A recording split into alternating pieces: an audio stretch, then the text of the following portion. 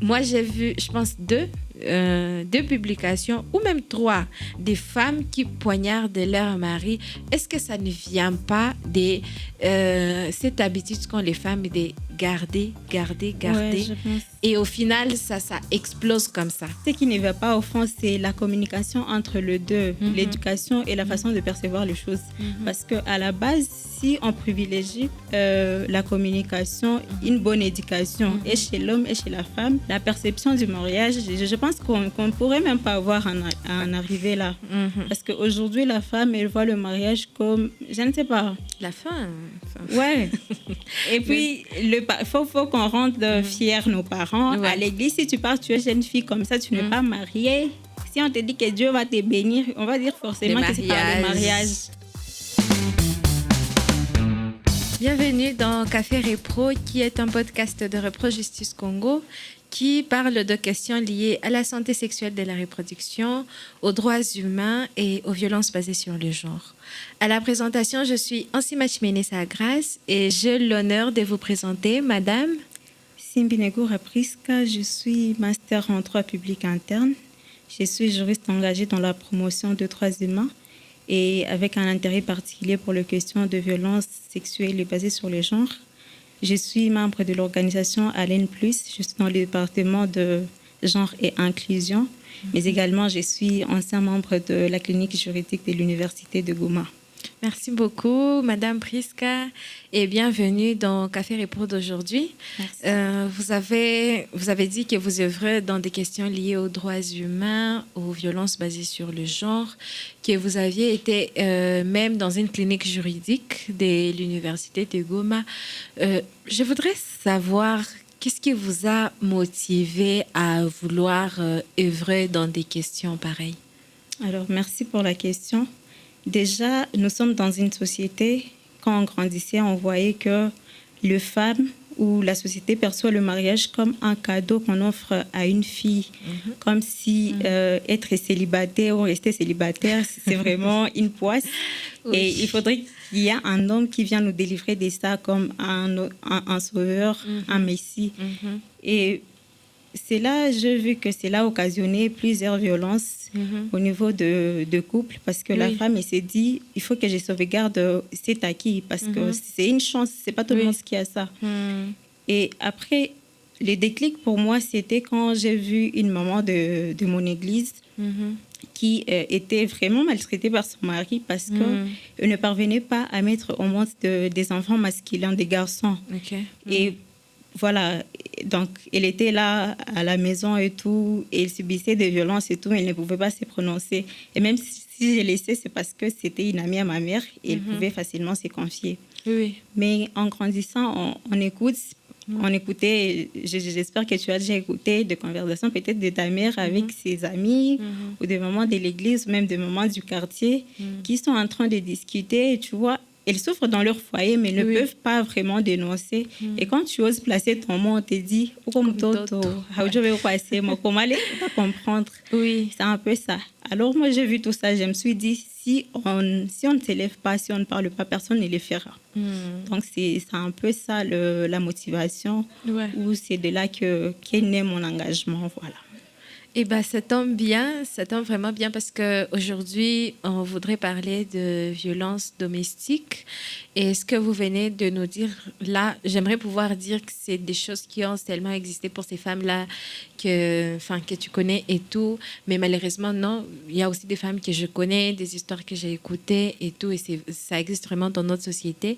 Et peut-être pour la militante que vous êtes, j'aimerais que vous nous disiez quelle est l'ampleur de violences domestiques en République démocratique du Congo? Ok. Soyons d'abord d'accord que la RDC vit une crise qui est peut-être silencieuse, mais la crise, elle est vraiment grande avec beaucoup de conséquences. Beaucoup de femmes vivent avec comment dirais-je, elles sont blessées en fait. Elles sont des survivantes. Elles ont des bourreaux sous leur toit, leur mari, mais elles n'arrivent pas malheureusement à se prononcer. Je suis sûre que chacun d'entre nous, en tout cas, si on vit à Goma, on a déjà vécu ça. Peut-être pas dans sa famille, mais peut-être au quartier ou Les voisins, la le voisin, famille. oui, à l'église, Oui. parce que c'est vraiment réel. Il y a le conservatoire, l'observatoire pardon, des recherches sur les questions de violence domestique a constaté qu'il y a recueilli 474 cas de violence domestique dans la période de 2021 jusqu'à 2024. Alors, il s'agit de... Quand on écoute 474, c'est quand même beaucoup. Oui, oui. Mais c'est juste le nombre que la Sofepadi a pu enregistrer avec d'autres organisations. Mais au-delà de ça, il y a quand même plusieurs cas qui ne sont pas dénoncés, qui ne sont pas enregistrés parce que c'est un tabou. Les gens n'en parlent pas. Ouais. Parce que dans notre société, on évalue la qualité de la bonne femme selon qu'elle a la capacité à supporter, à supporter les mal, un mauvais mari. Oui, tout ça. Donc, si tu sais supporter la souffrance, là, tu es une bonne femme. Ouais. Voilà. Ça me rappelle une histoire que j'avais écoutée d'une femme qui discutait en famille et tout. Et parce qu'on connaît une dame qui s'est fait vraiment frapper par son mari, qui s'est fait même séquestrer dans sa maison et tout. C'est vraiment grave ce qu'elle vit. Mais elle ne sort pas.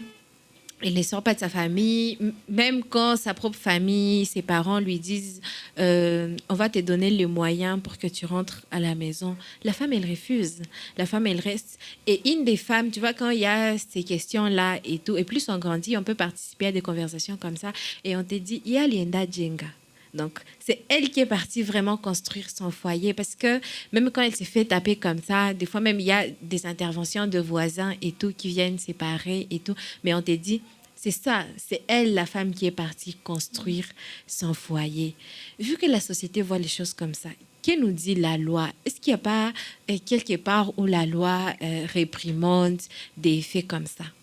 Ah oui, tout à fait. On a un cadre légal, bien qu'il ne soit pas suffisant. Oui. Il y a quand même le viol, par exemple, et le cause des blessures et d'autres infractions qui sont punies par la loi. Oui. Mais on ne va pas retrouver dans la loi le terme violence domestique. Okay. Et donc, ça peut être un obstacle. Oui. Bon, certains considèrent que c'est un obstacle. Il faudrait que cette infraction soit autonomisée, qu'on sache que non, parce que ça va influencer forcément aussi la prise en charge. Parce que une personne qui te frappe dans la route, c'est pas pareil avec un mari qui te frappe. Non, tu vis avec lui tous les jours. Oui. Et donc, cela peut influencer la prise en charge. Et donc, certains estiment que c'est important que ce soit une violence ou une infraction autonome et pourquoi pas, qu'il puisse y avoir même une loi spécifique sur les violences domestiques.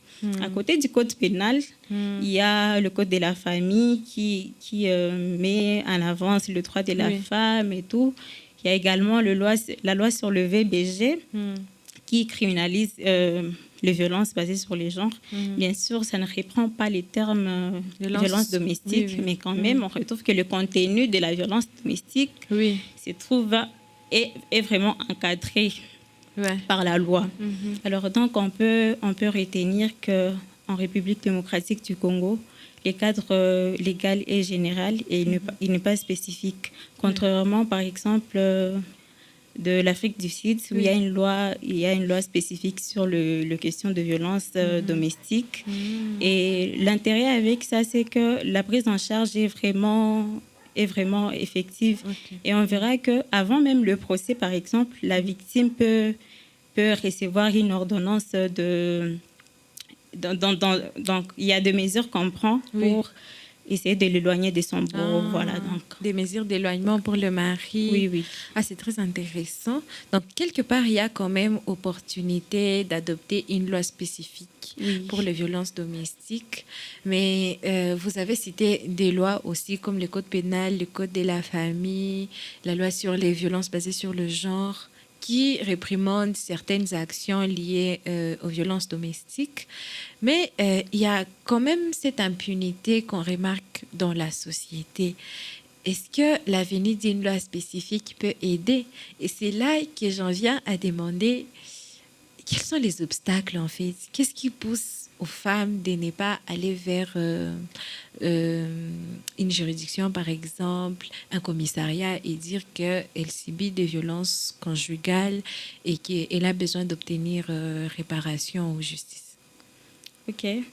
Il y a des obstacles de plusieurs ordres. Il y a des obstacles qui sont institutionnels, il y a des obstacles culturels, du côté de la religion, en tout cas beaucoup d'obstacles. Alors, si je peux commencer par les obstacles institutionnels, on va remarquer il y a bien de lois. Il y a bien de lois qui réprimandent le viol, le coups et blessures et tout. Mais dans la pratique, il y a des magistrats qui ne sont pas informés, qui n'ont pas vraiment la culture et ne savent pas. Une fois la victime est devant un OPJ, il ne sait pas comment se comporter parce qu'il n'a pas plus de connaissances sur la question et il n'a pas de connaissances spécifiques parce que c'est quand même des questions qui méritent une attention particulière et une attitude particulière. Mais malheureusement, ils ne sont pas informés. Ils ne savent pas comment traiter ces cas de violence domestique. Alors, les obstacles d'ordre culturel, déjà, comme je l'ai dit au début, dans notre société, une bonne femme, c'est celle qui sait supporter, c'est celle qui sait rester, c'est celle qui sait garder son calme, bien, peu importe le comportement de son mari. Et aujourd'hui, c'est vrai qu'on ne va pas encourager les femmes à quitter leur foyer, mais il y a des hommes qui se comportent vraiment mal avec leurs femmes. Et les femmes, elles sont là, elles sont obligées de rester parce que si je sors ici, d'abord, ma maman ne va pas être contente. C'est la honte que tu fais à toute la famille. À l'église, n'en parlons pas. Tu ne vas même pas y aller. Donc, il y a ces rejet social-là qui va s'en suivre. Justement, si tu te dis que non, mon mari s'est mal comporté avec moi, il faut que je sorte ici, il y aura forcément ces rejets sociaux. Tu ne vas pas être accepté dans la société. C'est toi la victime, mais la façon dont on te regarde, tu te dis non, ça ne va pas. À côté de ça, il y a la prise en charge, où je peux dire que c'est un obstacle économique. Il y a la femme qui est dans son foyer, elle est dépendante de son mari financièrement, et elle se dit, si je quitte ici, qui va prendre soin de moi, qui va prendre soin de mes enfants, comment je vais manger, tout ça. Et cela fait à ce que la femme soit obligée de rester. Parce qu'il y a d'autres femmes qui se marient aussi parce que c'est dit, je n'ai plus de père, je n'ai plus de mère. Et si je me marie, c'est pour mes petits frères et tout. Donc, c'est elle-même l'espoir de la famille. Si elle se dit, c'est fini. Et puis, elle se dit, non, il faut que je reste. Parce que si je quitte ici, je ne sais pas qu'est-ce qui va se passer. Ma chambre n'est pas carrément. À côté de ça, surtout, toujours sur le point de prise en charge, bon, je pourrais peut-être y revenir dans la partie de propositions à réforme. À côté de ça, il y a également la religion. Aujourd'hui, c'est un péché. On se marie pour mourir ensemble. Au divorce, je ne sais pas quoi. Bien sûr qu'il faut pardonner, mais il y a aussi des limites. Il y a des limites. Mais à l'église, tu ne vas pas dire non, j'ai quitté mon mari parce qu'il m'a frappé, il est brutal avec moi. Violence psychologique, économique, on nous dit... Non, mais est-ce qu'on se pose même cette question-là? Ah, tout ça. Est-ce qu'on sait même qu'il existe aussi des violences psychologiques ou économiques, où on s'arrête sur les coups et blessures, même si c'est plus criant. Mais désolée, je pense que ça n'existe pas des coups et blessures sans une violence psychologique qui s'ensuit. Ou même une violence aussi économique à côté. Mais est-ce qu'on le sait? Malheureusement, on ne le sait pas. Bon, il n'y a pas que des femmes qui sont victimes de ça aussi, qu'on se les dise. Après, il y a aussi des hommes qui se font tabasser. Oui, grave. Il y a des hommes qui se font tabasser. Mais est-ce qu'ils sont dans les statistiques? Comme on le dit toujours, les hommes sont malheureusement des victimes prestigieuses et ont honte de dire que non, je me suis fait tabasser par ma femme. Ça, c'est pas masculin. Oui, malheureusement. Alors, autre chose qui, selon moi, pousse les femmes à ne pas dénoncer, c'est que les femmes aussi ont une attitude qui fait à ce que les hommes soient des bourreaux. OK. Parce qu'aujourd'hui, les femmes, tu vas parler avec elles et te dis, moi, j'aime qu'un homme soit vraiment un homme viril, brutal et tout. OK. On te frappe et tu trouves que c'est normal. Qu'il est viril. Oui. Parce qu'il te tape, il est viril. Oui. Non, c'est chaud. C'est pas encore ton mari, mais Oui. dans votre relation, tu vas voir un homme, il se comporte, il est brutal avec toi, mais tu te dis, ok, c'est ça un homme. Et voilà, ouais. L'homme qui est comme ça dans peut-être le fiançailles et tout, s'il se retrouve dans le mariage facilement, il va se dire, c'est permis. Oui. Après, il y a aussi, je n'ai pas le nombre exact, mais on dira que la proportionnalité entre le nombre de femmes et de filles dans le monde, il y a, c'est pas proportionnel en fait. Oui. Et qu'il y a, plus de femmes que d'hommes. Oui, donc elles aussi se voient comme nos sauveurs, nos messies. Ouais. Et encore que nous aussi on dit, ok, on m'a épousé, Bananito Shahaya, des histoires comme ça. Non, mais c'est quoi les trucs? Tu sais, je vois ça plusieurs fois sur les réseaux. Généralement, c'est normal aussi quand on vient doter une fille et tout, qu'elle les poste. Mais le mot qui revient, c'est merci de m'avoir honoré. Tu vois? Merci de m'avoir honoré. Des trucs qui reviennent où la fille dit à l'homme qu'il l'a honoré. Tu vois? Et des fois, je me demande, mais est-ce que tu étais dans la honte? Est-ce qu'être chez tes parents, juste être une jeune fille célibataire, ça veut dire être dans... C'est normal que les parents disent que leur fille les a honorés. Tu vois, c'est différent. Mais à toi, la fille, de dire que cet homme... Je pense que c'est tout ça aussi. Et l'idée, les regards aussi que nous, femmes, je pense que ça revient aussi dans les obstacles qui fait que la femme ne va pas poser des actions pour limiter la violence qu'elle subit parce qu'elle voit l'homme comme son sauveur. Hein, on dirait Alimutosha Muhaya, une honte qu'elle avait dans la société et que les gars l'a sauvée. Des fois, il y a des filles, elle n'est pas forcément dans une situation où elle souffre économiquement parlant et tout, et qu'elle a besoin d'être avec un mari qui va la mettre dans une certaine sécurité. Non, des fois, c'est juste une fille qui est dans une famille à revenu moyen et c'est bon, elle s'en sort plutôt bien et tout, mais elle évalue sa valeur sur sa capacité à se marier, sur quand un homme va l'épouser. Et quand ton sauveur commence à se comporter comme un démon, on a du mal à le laisser. On a du mal à le laisser. Je déjà qu'il y en a considéré qu'être célibataire, c'est les déshonneurs. Et vous savez... Hein, les trucs là où on parle d'arbre à problème et tout, à un moment, s'il faut vraiment parler de cette question en termes de recherche des solutions, il faudrait qu'on se questionne. Et moi, je pense qu'à un moment où on va parler de l'impunité, on va en arriver, quelle est la vision qu'on a sur les mariages et même quelle éducation qu'on nous donne vis-à-vis du mariage.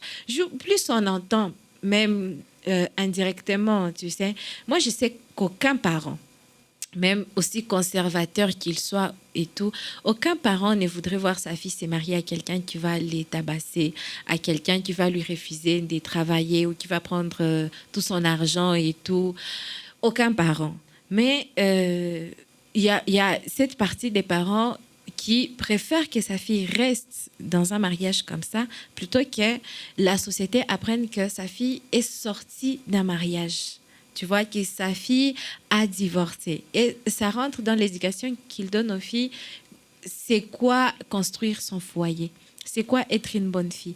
Et je pense que ça a vraiment des répercussions sur ce qu'on subit dans les mariages.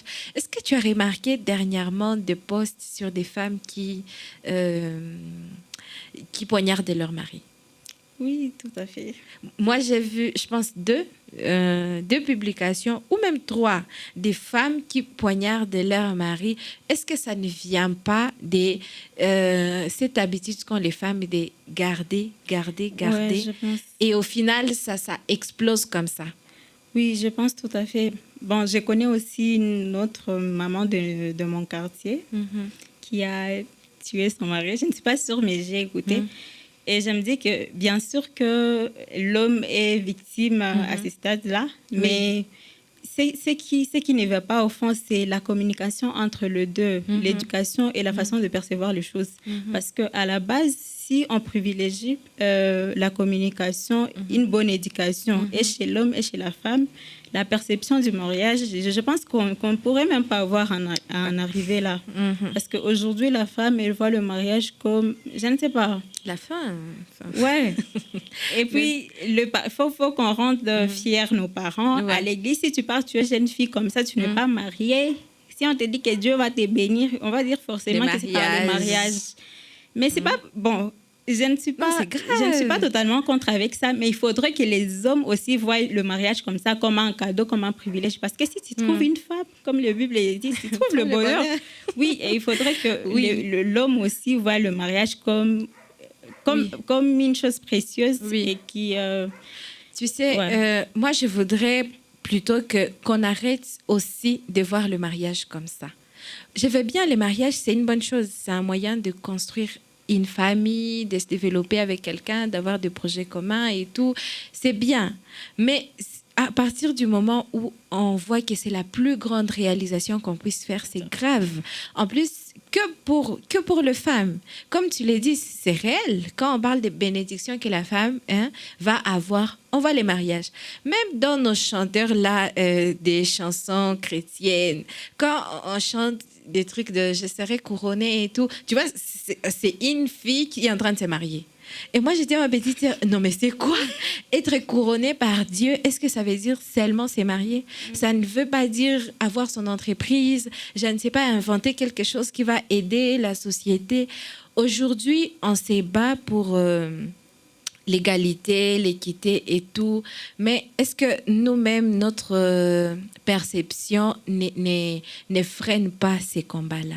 Parce que l'homme, lui, le plus important pour lui, c'est de gagner de l'argent, c'est de faire quelque chose d'impactant dans la société, parce qu'à lui aussi, on lui a appris, un homme met sa famille dans une sécurité économique. Donc, tu vas voir, les hommes, ils sont plus compétitifs dans le monde professionnel et tout, et ils vont réaliser beaucoup de choses. Mais si à la femme, on lui a dit, j'ai regardé une vidéo sur TikTok où on disait à 12 ans, à 13 ans, à la jeune fille, on lui apprend comment bien cuisiner, comment bien tenir la maison et tout, c'est bien. Mais à côté, est-ce qu'on t'apprend aussi à développer les compétences que tu as? Est-ce qu'on t'apprend le leadership? Est-ce qu'on t'apprend à t'affirmer et tout? Donc, toute la vie, on te prépare à être que la femme de quelqu'un. Que la femme de quelqu'un, on ne t'apprend pas à être autre chose. Donc, je pense aussi qu'à un moment, même si on dit aux femmes, tu vas finir par mourir, elle ne sait pas faire autre chose. Même si c'est une femme qui a étudié. D'ailleurs, la majeure partie des femmes, elles ont étudié. Mais tu vas comprendre qu'elles étudient pour que la dot soit plus élevée. C'est pas faux. Tu te rends compte? Donc, elle étudie encore une fois pour... qu'elle soit choisie, parce qu'apparemment aujourd'hui, les hommes préfèrent les femmes qui ont étudié, ce qui est bien aussi. Donc les femmes, malheureusement, beaucoup de femmes étudient parce que mon préféré, pour qu'on la préfère. Et l'éducation de la famille qui est bien, mais qui n'est pas suffisante en matière de préparation dans la vie sous toutes ses formes, elle n'aide pas non plus parce qu'elle t'a juste préparé à être la femme de quelqu'un. Tu vois, ça fait que quand on se retrouve dans des situations comme ça, on ne sait pas quoi faire. Toi, tu as seulement appris à être la femme des John, par exemple. Maintenant, quand il va te taper, quand il va te refuser tes droits, on parlait dans le précédent podcast de l'autonomie corporelle, de la santé sexuelle, de la reproduction et tout. Tu sais, il y a des hommes qui veulent que leurs femmes mettent au monde tous les ans. Vraiment, vraiment tous les ans. Médicalement parlant, c'est même pas bien pour la santé, en fait. Mais quand tu es là, tu sais que c'est pas bien pour ta santé. Tu ne sais même pas lui dire, est-ce qu'on peut revoir ensemble combien d'enfants on peut avoir, que je sois aussi en sécurité, que je sois aussi en bonne santé. C'est tout ça. Mais quelle perception nous-mêmes nous avons dans la société. Donc, vous avez parlé des lois qui existent. Oui, bien sûr, de l'importance aussi d'avoir une loi spécifique. Mais les obstacles sont graves et malheureusement, pour beaucoup d'obstacles, c'est nous-mêmes les femmes qui les créons pour nous. Donc, c'est nous-mêmes qui favorisons ces environnements-là qui nous mettent dans des situations très peu conventionnelles et donc c'est grave. Donc, Madame Priska, je voudrais que vous nous donniez, si vous aviez des pistes, des solutions ou des messages aussi à dire aux femmes qui vont nous écouter, aux hommes aussi qui vont nous écouter. Tout à fait. Oui. Oui, alors le message que je peux passer aujourd'hui, c'est de privilégier l'éducation. Pourquoi? Parce que l'éducation, non seulement aide dans la prévention, mais aide les femmes et les hommes à avoir une culture de cohésion, de paix. Parce que si un homme est bien éduqué et il sait qu'on ne frappe pas la femme, et une femme essaie, OK, je connais ma valeur et je sais comment je pourrais me comporter face à un homme, je pense que c'est déjà une bonne base. Mais comme tu viens de le souligner, malheureusement, dans nos familles, on ne nous apprend pas tout ça. À l'école non plus, à l'église, n'en parlons pas. Mais aujourd'hui, il faudrait quand même que les leaders religieux ou culturels soient informés, qu'ils puissent avoir cette habitude-là d'informer aux jeunes, aux enfants que non, voilà, c'est pas bien sûr quitter son mari c'est un péché, mais il faut aussi enseigner que frapper sa femme, je comprends pas. Bon. Pourquoi c'est un péché de quitter un environnement qui te rend malade? Je comprends pas, sérieux. Oui, c'est compliqué. Bon, si on se marie pour mourir ensemble, qu'on enseigne aussi aux gens que la brutalité aussi c'est pas chrétien. Oui. Dans les écoles qu'on nous prépare tous à être meilleurs, pas seulement être de femmes ou des maris, mais qu'on nous prépare à être autre chose. Oui. Ouais, voilà. Oui. Dans la famille aussi, pourquoi pas? Dans la famille, qu'on nous apprenne, OK, parce que déjà, je ne sais pas pour vous, moi, quand j'avais 20 ans ou 18, je me disais, je vais me marier à 27 ans et tout. Mais dès que j'ai eu mon master, maman commence à me sortir des phrases là systématiquement. Elle me dit... Normalement, tu devrais avoir des enfants. Quand je lui demande quelque chose, dit normalement, c'est ton enfant qui devrait te demander ça. Mais c'est déjà une pression. Oui. C'est déjà une pression. Je me dis, il faut que je me marie. Oui. Mais on ne fait pas pareil avec deux hommes. On peut vivre sous le même toit avec un homme de 30 ans. Ou de 40 ans. Oui, jamais on va lui dire, il faut que tu te maries. Non, jamais. Mais si on met comme ça la pression continuellement et que finalement, je trouve un mari, je vais le voir aussi comme, je ne sais pas, un trésor. Tu as sorti d'un problème. Et je me dirais peut-être qu'il faut que je me comporte bien, peu importe les circonstances. Il faut ni tchunge ibunyumba. Alors, comme piste des solutions, ce que moi, je pourrais proposer concrètement, c'est qu'on mette en place je ne sais pas, on pourrait appeler ça de foyer d'accueil ou comment. Parce que je parlais de femmes qui peuvent être mariées, mais elle s'est dit, je n'ai pas où aller. Il n'y a pas ce genre de foyer ici. Oui. Non, je ne crois pas. Je ne crois pas. Mais aussi, pratiquement, ça peut être dur. C'est vrai, il peut y avoir un foyer qui peut peut-être accueillir une femme une semaine, le temps qu'elle trouve une autre solution. Mais on ne peut pas accueillir toutes les femmes. Oui, ça aussi. Je pense, peut-être pour te compléter sur cette question, c'est là qu'il faut vraiment qu'en tant que femme, et que les filles, même celles qui ont encore 3 ans et tout, qu'on commence à leur apprendre à être autonomes économiquement parlant. C'est aujourd'hui, moi, quand j'écoute des femmes sur les réseaux, TikTok généralement et tout, il y a un trend comme ça où on dit... Quant à moi, je vais manger à la sueur du front de mon mari. Et que son front, là, c'est pour poser perruque. Non, ça me désole. Je pense qu'elles ne comprennent pas à quel point c'est grave. Parce que c'est bien, on aimerait tous avoir de l'argent comme ça. C'est bien, mais maman, même si tu vas manger l'argent de ton mari et gagne ton argent, apporte aussi dans la famille, il n'y a aucun problème. Mais... il faut avoir son argent. Ça fait que quand tu es dans une situation qui ne t'arrange plus, où la vie n'est plus vivable, en fait, tu as les moyens de partir. Tu as les moyens de prendre une maison. Si chez toi, tu n'es pas la bienvenue, malheureusement, chakata kitanda. Donc, si tu n'es plus la bienvenue chez toi, tu sais prendre... une maison en location. Tu sais manger, toi, et si tu as des enfants, toi et tes enfants. Une maison d'accueil, on ne pourra pas accueillir tout le monde ou on ne pourrait pas prendre soin de toi indéfiniment. Donc, soyons autonomes, vraiment. Et puis, tu sais, Priska, c'est peut-être enfin, de préjugés et tout. Mais je pense qu'il est très dur pour un homme de tabasser comme ça une femme qui s'affirme. C'est une femme qui est développée d'abord elle-même, tu vois. C'est très dur vraiment. Donc, les femmes, s'il vous plaît, travaillons sur nous. Également, comme piste de solution, il faudrait envisager l'adoption d'une loi spécifique sur les violences domestiques. Et à côté de ça, il y a aussi l'éducation, comme je l'ai dit tantôt, des leaders religieux et communautaires. Mais également, il faut mettre en place quand même des ateliers communautaires où les femmes s'expriment. Parce que souvent, ces débats, on les garde pour nous, bien entendu, français. Pourtant, le vrai problème est dans la société où les jeunes filles ont été mariées peut-être à Bakwenda, le mariage forcé et tout, des choses comme ça. Mais elles n'ont pas la chance de capter tout ce qu'on dit, toutes ces informations parce que tout est en français. Mais il faudrait quand même qu'on envisage aussi ça, des discussions dans la communauté où les femmes s'expriment et disent si elles ont réellement besoin de quoi. Parce que ces violences sont vraiment réelles. Exact. Et d'ailleurs, les statistiques de l'UNFPA, c'est une femme sur trois a déjà subi de violences de la part de son conjoint. C'est vraiment attristant, mais voilà, c'est la réalité malheureusement. On a honte, c'est un tabou d'en parler. Ça ne devrait pas pourtant. Mais merci beaucoup, merci d'avoir participé au podcast d'aujourd'hui.